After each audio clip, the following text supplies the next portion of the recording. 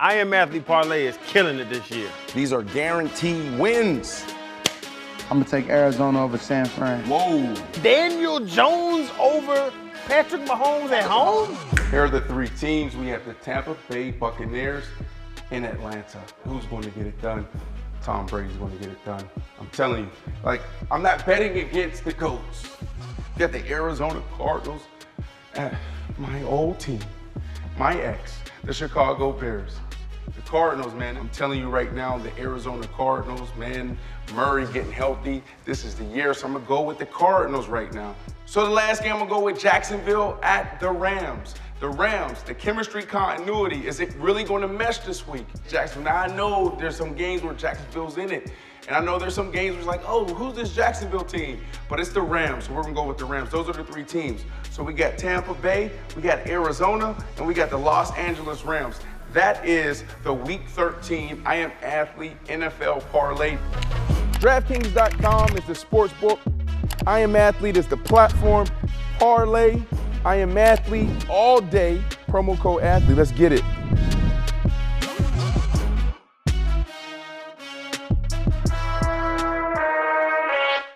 Five minutes ago, I was upstairs on the second floor here at Nascar's headquarters, and I see this poster. What's the Wendell Scott race story? It's a combination of what happened on that particular day and that particular race in Jacksonville, December 1st, 1963, when he won the race down there. It's a combination of a race, but also a race, his race. You see what I'm saying? So my man right here, I was listening all night, my father was an athlete, okay?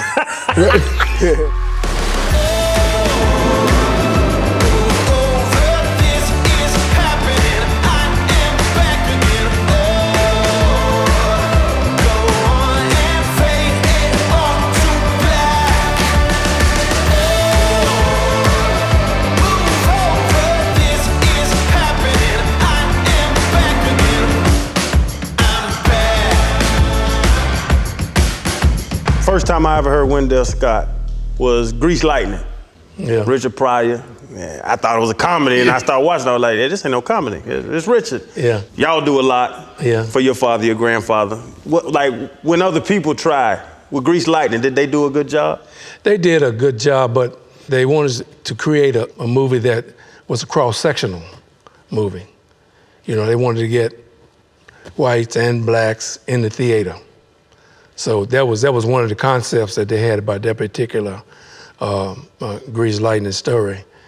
And Dad would say, like, man, I wish they hadn't cut that out, you know, because he was they cut the nightclub scenes out, they cut the, you know, I mean, he was.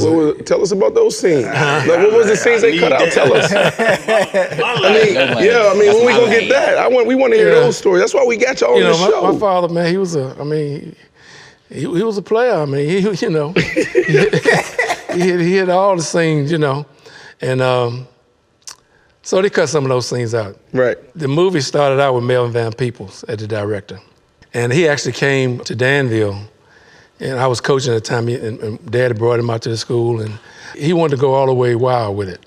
And Warner Brothers, they didn't want to do that, so then they kind of worked out agreement that he left the set.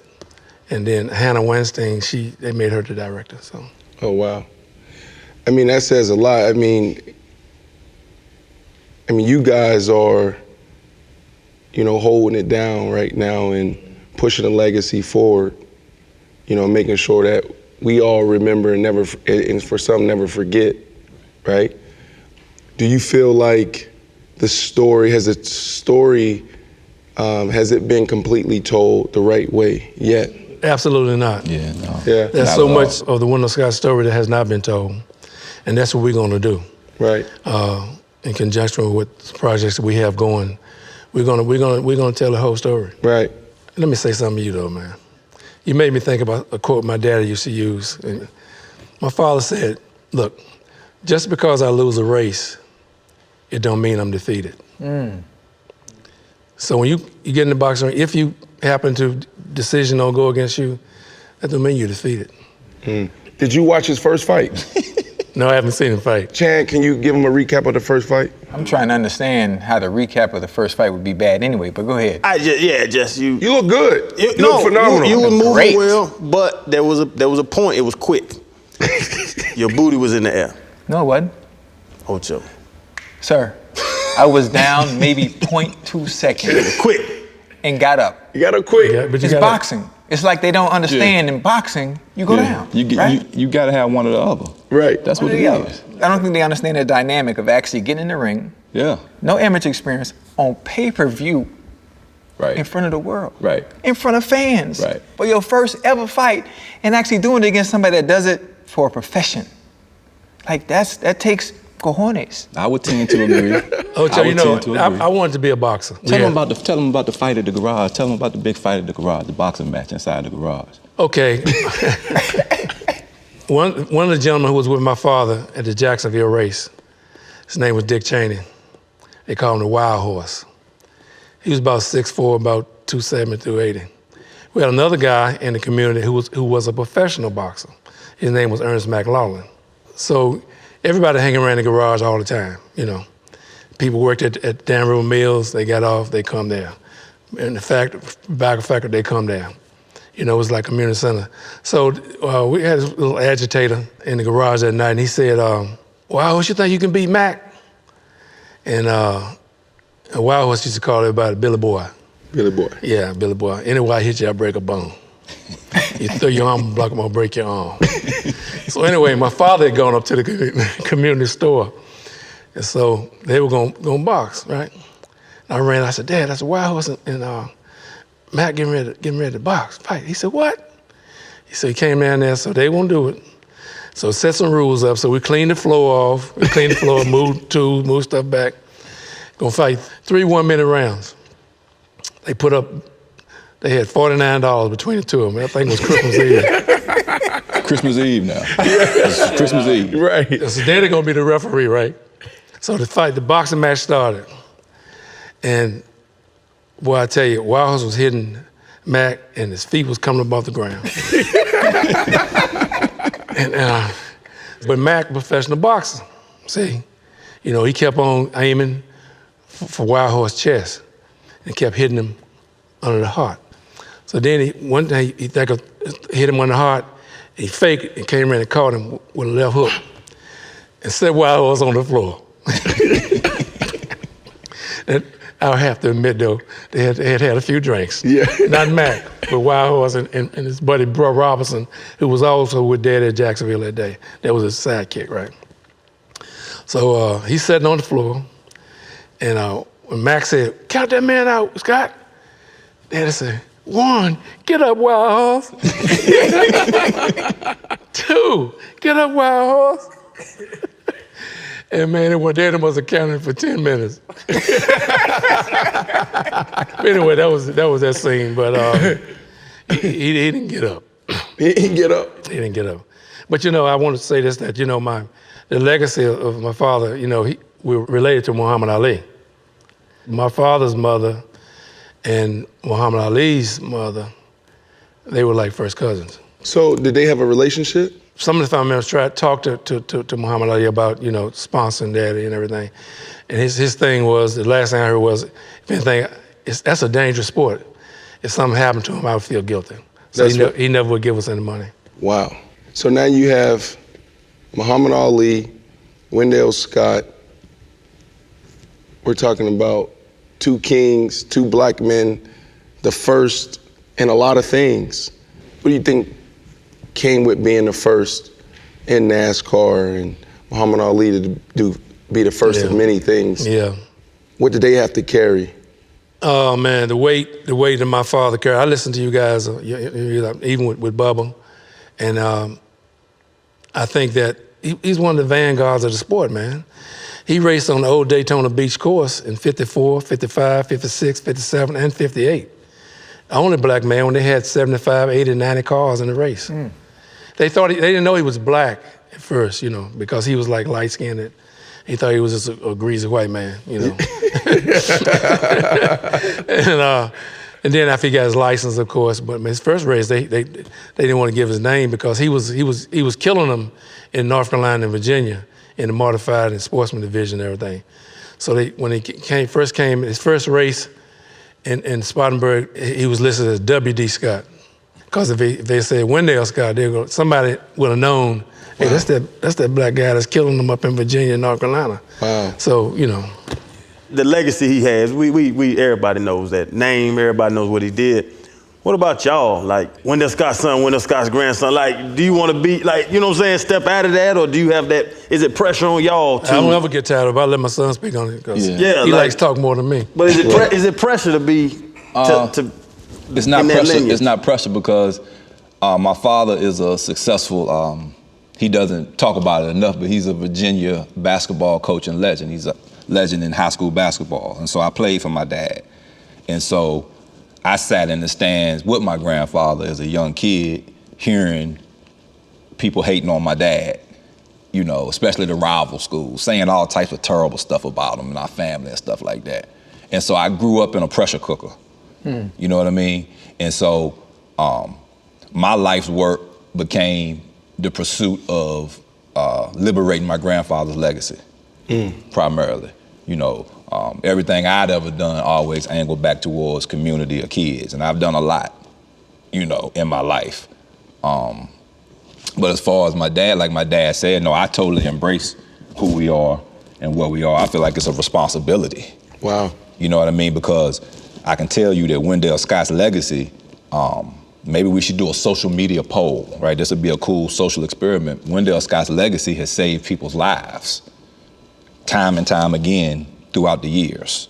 Facebook inbox messages we get, DMs we get, emails, letters, people drive from all across the country just to come to our garage or to meet our family. If you ever done some real stuff, which we all have done some real stuff, when you make it out of something, then you begin to get a little more grateful for the space you hold on earth, right? And so I've done some real stuff, you know what I mean? And so I figured to be spared or to still be here, what could be better for me than to try to use my grandfather's legacy to just broker strong relationships. You know, young black kids, they don't have anybody broker for them.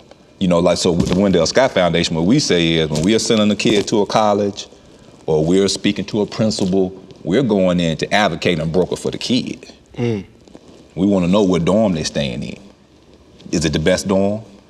We want to know what kind of work study opportunity they're going to have. We want to know the things that you would want to know about your own children. Wow. Well, that's what Wendell Scott was. For lack of a better explanation, he was kind of like Bumpy Johnson with the moonshine. Right. Leading into that, right? That's what led him into NASCAR. But you know, those type of figures hold a big space in the community, right? Christmas time, need some money, Thanksgiving. Wendell Scott, he had a built-in fan base before he ever really hit the big time.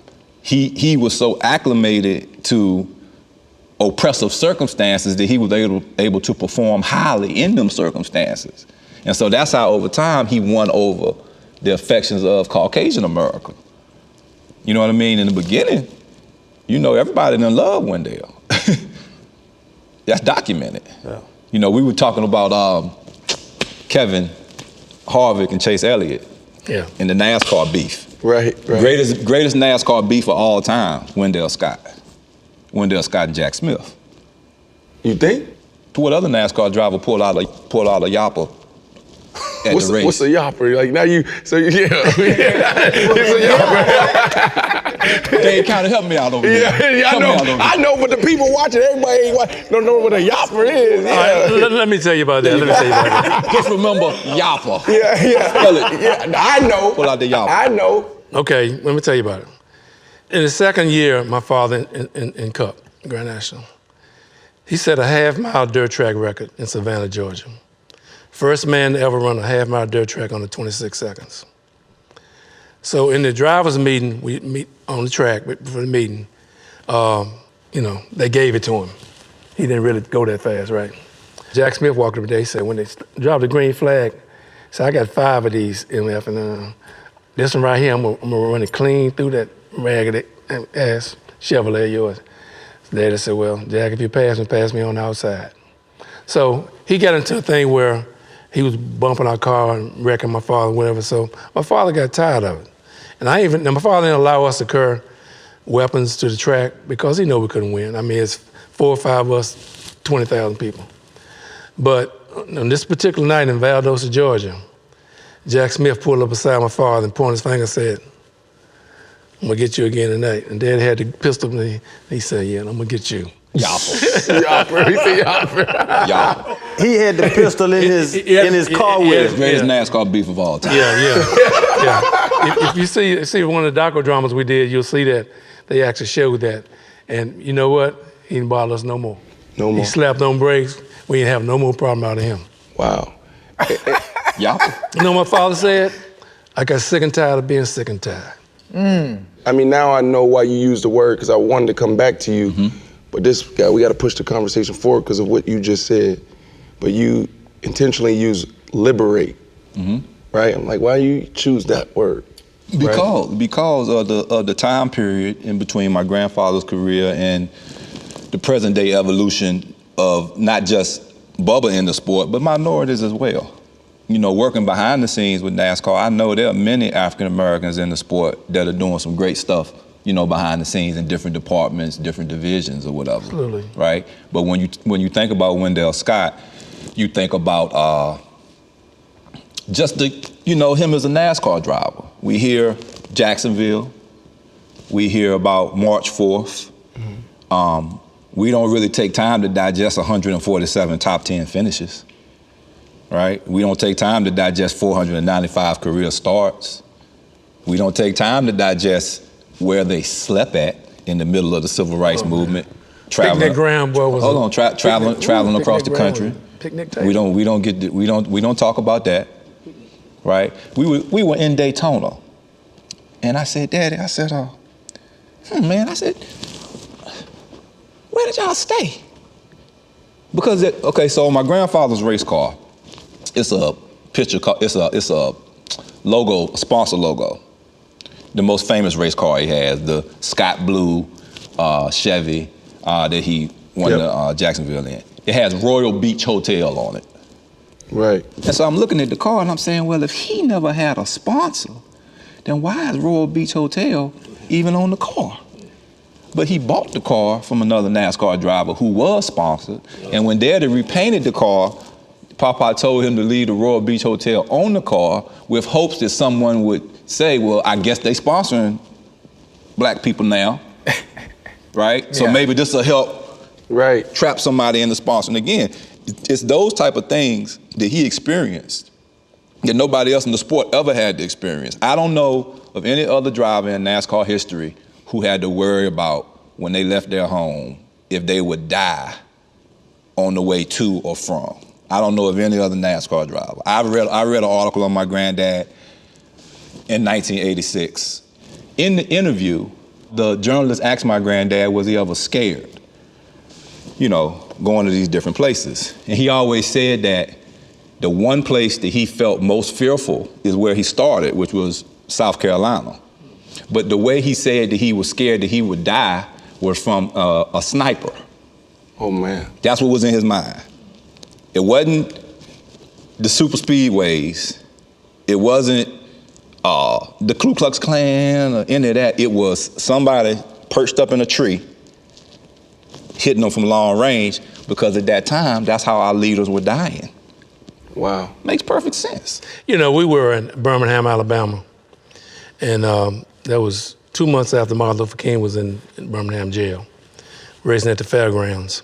After the race, one of the NASCAR stewards came and said, Frank, said, where's your father? I said, he went to get paid off. He said, man, go get him. He said, y'all got to get out of here. You got a death threat. He said, y'all need to get out of here. He said, tell him we'll mail him his check, So I went and told Daddy what, he said, man, I ain't, I said, no, Dad, let's go. So they said they had a place they were gonna block us off and burn us, we had the truck with the race up on top of it and gonna burn our racing down and whatever. So the guy told us the way to go. He said, don't go that way. He said, it's gonna put you out of the way, so you're gonna probably have to go about 50, 60, 70 miles out of the way, go towards Memphis, I think I heard him say.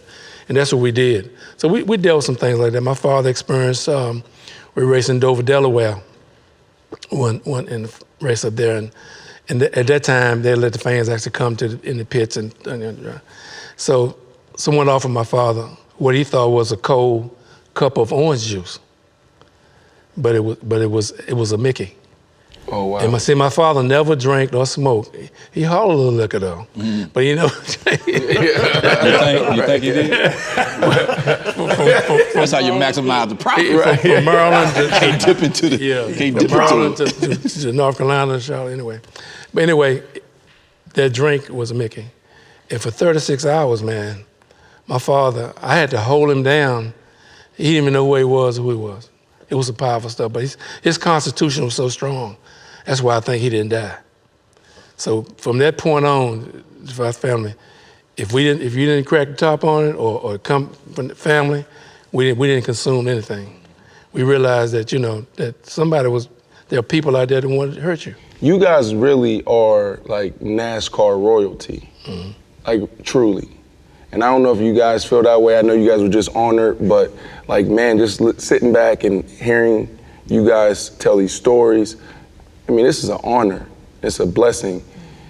We're talking about, your father, your grandfather, but Pops, you've been through a lot. Yeah. I mean, thinking about it, you're saying I'm at the racetrack. You're a kid talking about I'm my dad's bodyguard. He's a kid. He's working on the racing team due to my grandfather's own admission. This is in documentaries. He's at the garage. My grandfather said that I had my boys up at the garage way earlier than they ever should have been. What you saying, 7, 8 years old. So you could get a NASCAR license, a mileage release license at 16.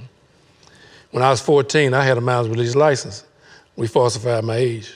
My brother's age too. He was able to get a mileage release license. Then when we were old enough to get the regular license, they said, well, y'all been lying about your age all this time, But he needed us. And I had a little mustache and I looked, older than I was. Yeah, but how do you go through everything you've gone through and your heart's not hardened? Well, because of my father. He was unapologetic. But he didn't let it, it was a thorn. He dealt with it. He dealt with the adversity. He couldn't, I did a thing, when I'm not gonna call it a station, but I did a thing on Confederate flag, even before Bubba did it. That's when Jeff Gordon and Dale Jr. had come out a week or so earlier and saying that they wanted it away from the track, even before Bubba mentioned it. And I mentioned that. And he said, well, how'd you, I said, well, we were taught, we were busy, they ignored it. We ignored it. Right. That's like what my uncle who got me in the sport, that's what he said. He's been in it since. We just ignored it. I mean, we had a job to do. We were trying to survive. Right. We were counting every penny and trying to, and Dad said, well, how should, because a lot of times he could have finished, he finished in the top 10, 25% of his races. He finished 70% of his races that he started. And a lot of times he could have finished high up, but we on the road, back then you got 3 races a week. You may start in Murrayville, Tennessee, you go to Chattanooga, and you go to Nashville. Now if you tear your car, blow your motor, or mess your car up, you back at home. So a lot of times he had to, it was a business decision a lot of times we made, We decide, my brother and I, my father, we would decide how we were going to attack every race. Who we were going to outrun. A lot of times he could outran some people that he didn't because he didn't want to abuse his equipment. So if you ask about like what he's gone through, you race an entire NASCAR career and every dollar you earn goes back into the racing operation or to the house. 7 kids. He's got children during his racing career that are entering college and stuff like that. And so if you ask me how I avoided the bitter bug, I would tell you that that wouldn't be true. I have not always been the calm, serenity guy that I am now. Yeah, because you talking about yoppers and stuff. So But my point is that the hatred spirit piece, it just never circulated through our family. That was never really a thing that we harped on, was the negative part. But now, priding myself on being an intelligent black man, being raised by an intelligent black man, what happened for me was a lot of this stuff, as I tried to articulate who we are and what we are, this stuff was making me look unintelligent. It wasn't adding up. And so I'm not willing to be unintelligent or be perceived to be unintelligent by anything or anyone. And so that's what kind of led to us beginning to kind of crank the foundation up, but also look for ways to rebrand Wendell Scott's legacy and tell our whole full story. When somebody look at Wendell Scott, we get a lot of pat on the back love because they think he was only the guy that won the one race. They don't know he won 128 races prior to entering the sport, right? They don't look at the success he had as a team owner. We talking about a team owner. We talking about a team owner who had white guys drive for him. Yeah. It's a whole big piece to it, that for me, if I don't tell that story, then I begin to look I begin to look unintelligent. I begin to look like, hey man, we're just this one-dimensional component, and this is a multi-dimensional enterprise. The cataclysmic effect of not attaining sponsorship throughout his NASCAR career, that's what trickled down from generation to generation. But then, and that can go into a whole nother conversation, because we talk about having access and creating generational wealth and we talk about equality in this country. So that could be a whole nother conversation. So if somebody asks me, so you got the trophy, the Jacksonville trophy, the Daytona trophy, I've had people ask me what was the big deal about it. Yeah. And a lot of times it's not even malicious. It's just they really want to know. So you're talking about generational wealth. One thing about it is that trophy is a part of our worth. It's an artifact. I tell you what, quick pop quiz. Name the first African American to win a NASCAR race. It's Wendell Scott. It's every time. The answer gonna be Wendell Scott every time. So that trophy is the first of its kind. Right. That's one of one, right? Yeah. None before it, none and you had to fight to get that. And the point, not to cut across Warrick, but, and there were 2,000. Pops, you like me. There were 2,000. You cut everybody off. Yeah, well, I know. I heard you say when you were messy. Yeah. You said you were messy, then you said you were messy. I got you. I'm on you. I'm messy. Yeah. But it's important. But a couple of things about my father. I got to put this out there. My father was a great humanitarian, man. We'd be on those bumpy, narrow swamps on the side, roads down in Alabama and Georgia. Somebody would be walking, he'd stop and pick them up. We brought more hitchhikers slept in our bathtub. There was a bed. That was a bed. That was the bed.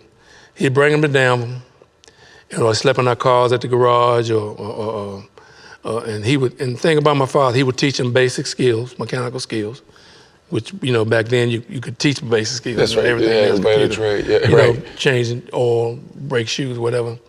He'd always put them in a car whenever some of them would stay 2 years. He'd teach them, and he'd always make sure they had a legal driver's license. And send them, when they went on their way, they left their drive in a car.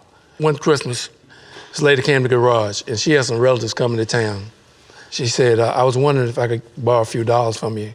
I don't have nothing, So Daddy went in. Daddy's dollar bills were always greasy.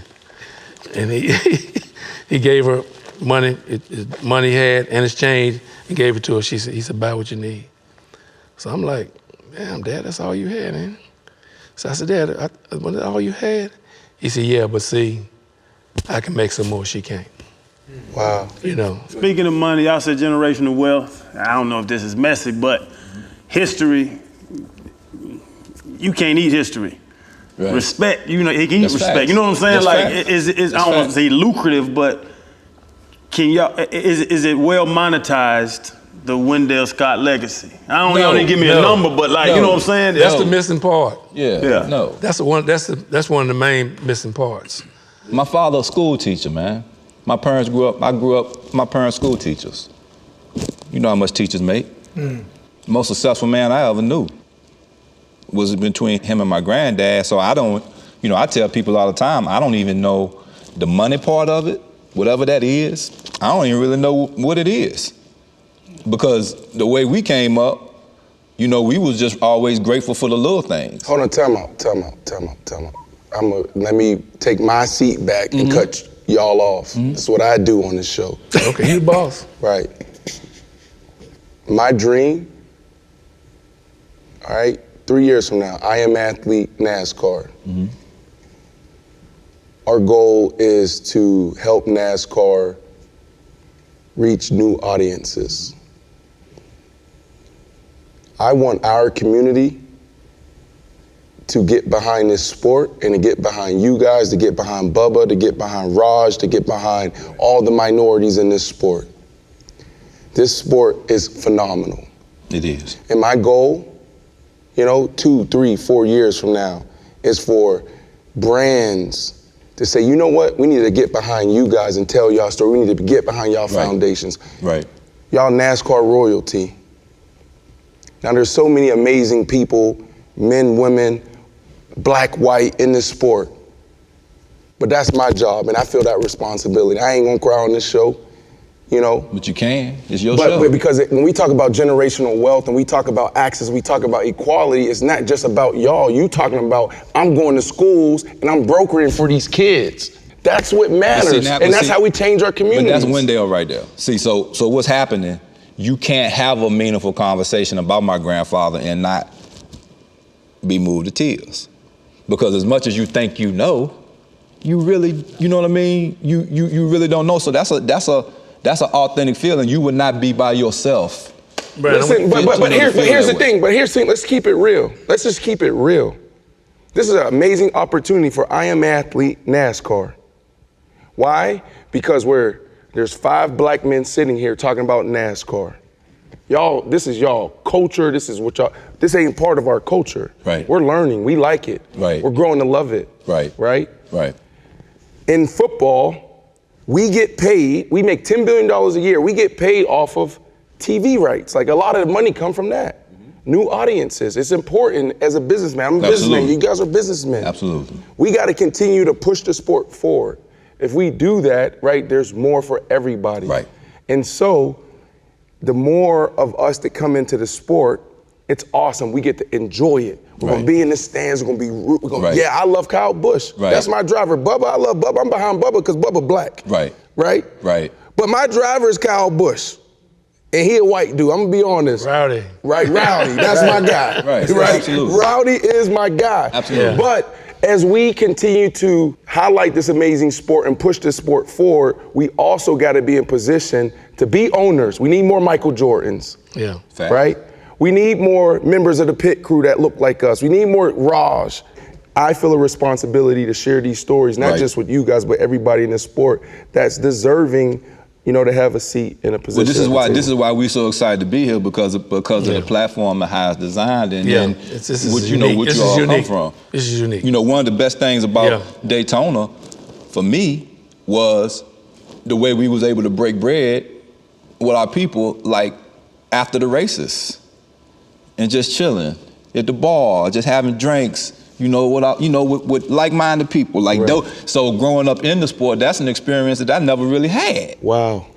I'd be remiss if I didn't make this point, but the Wendell Scott Foundation is a completion of a dream that a vision that my father had over 50 years ago. Back then, we raced 2 or 3 nights a week. When my father was doing modified sport, he raced every night, 6 nights a week, and twice on Sunday. And so we were sitting in this restaurant. We found a restaurant we could eat breakfast in. Most of the places, after we traveled, we couldn't, want no restaurants, want no Hardee's, want no McDonald's. Oh, man. He be watching. I wish we could have got a McDonald's. He know. Pop know. And so my father was sitting there, and I was sitting beside him, like where Warrick is. He said, he was looking, he was just staring out.